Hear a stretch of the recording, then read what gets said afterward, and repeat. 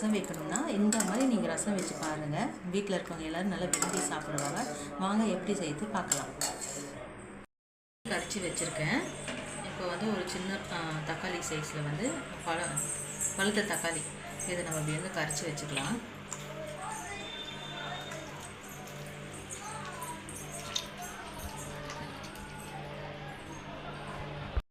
அப்புறம் அதுக்கு பார்த்திங்கன்னா கொஞ்சம் மிளகு கொஞ்சம் போட்டுக்கலாம். அதுக்கப்புறம் பார்த்திங்கன்னா சீரகம்,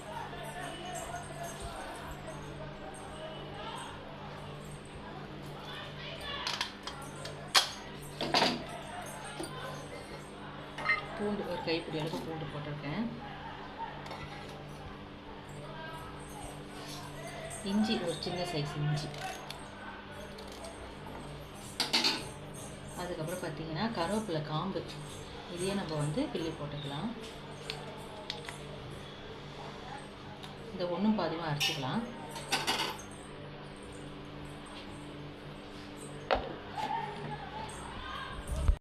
இங்கே பாருங்கள், இந்த மாதிரி அரைச்சி வச்சுக்கலாம்.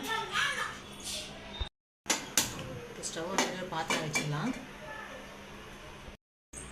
எண்ணெய் ஊற்றிக்கலாம்.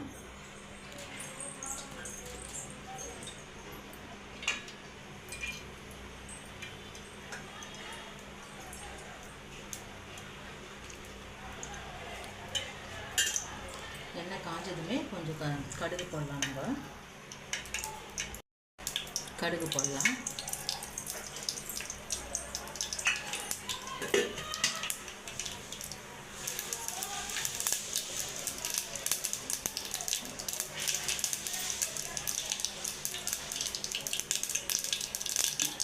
வெந்தயம் கொஞ்சம் போட்டுக்கலாம்.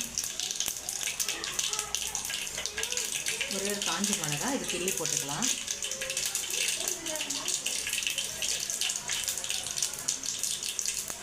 கொஞ்சமாக கருவேப்பிலை,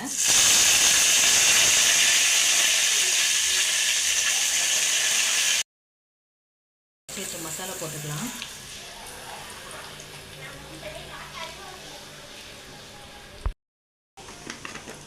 மசாலா போட்டாச்சு.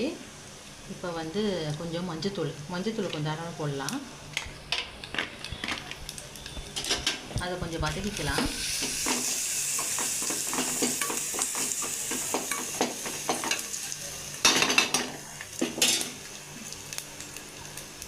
கொஞ்சமாக பெருங்காயம், சிம்மில் வைக்கலாம், தீஞ்சிரும். கொஞ்சமாக பெருங்காயம் போட்டாச்சு. அதையும் வதக்கிக்கலாம். இப்போ நம்ம வந்து கரைச்சி வச்ச புளி தக்காளி இதையும் ஊற்றிக்கலாம்.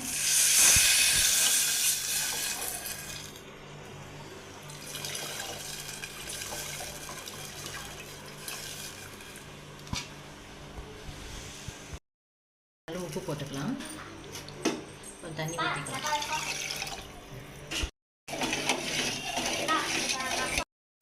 தண்ணி ஊற்றிக்கலாம். ஒரு 2 நிமிஷம் வந்து லேசாக கொதி வரட்டும். தண்ணி போட்டு வைக்கலாம். கொதி வருது. இப்போ வந்து நம்ம கொத்தமல்லி போட்டு ஆஃப் பண்ணிடலாம். ரொம்ப கொதிச்சுன்னா ரசம் வந்து கசப்பாயிடும். அவ்வளோதான்.